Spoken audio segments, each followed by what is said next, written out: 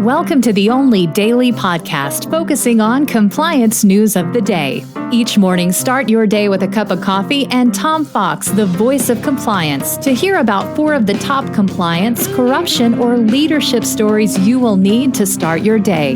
The Daily Compliance News is a production of the Compliance Podcast Network. First, a word from our sponsor.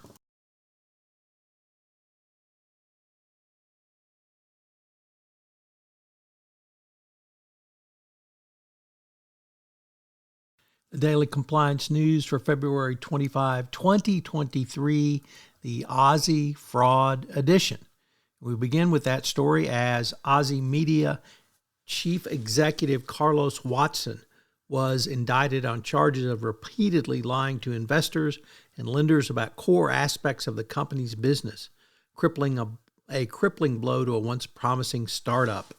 This story really had some legs when it was revealed that in a call with investors, another executive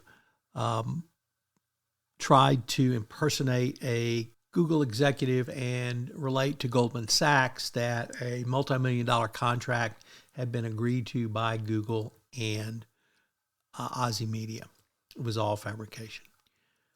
That story came to us from the Wall Street Journal, as does this one. Our good friend Sam Bankman-Fried, yes, SBF himself, faces more criminal charges from federal prosecutors. A new indictment unsealed Thursday charged the 30-year-old with 4 more criminal counts on top of the 8 that were brought in the original indictment filed back in December. The news for SBF just gets worse and worse and worse.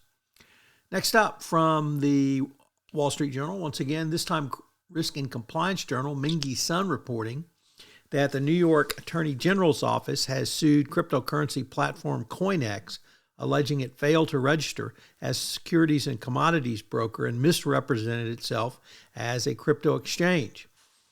New York prosecutors said the company isn't registered with the SEC or designated by the CFTC as an exchange, which is required by New York law.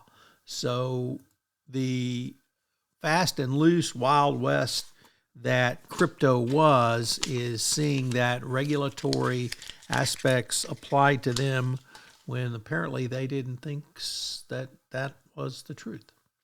And our final story comes to us today from the South China Morning Post. And the Chinese government is now using corruption and cracking down on executives who see themselves as financial elites. The Chinese government has run through a multiple of elites over the past few years in their corruption crackdown, and now it's the turn of the financial elites. So if you're a financial elite in China, hopefully you won't disappear, but there's a good chance you might. I hope you have a great weekend, and we look forward to visiting with you again on Monday, February 27th. The Daily Compliance News is a production of the Compliance Podcast Network and a proud member of C-Suite Radio. Thanks so much for listening. I hope you'll join me again tomorrow.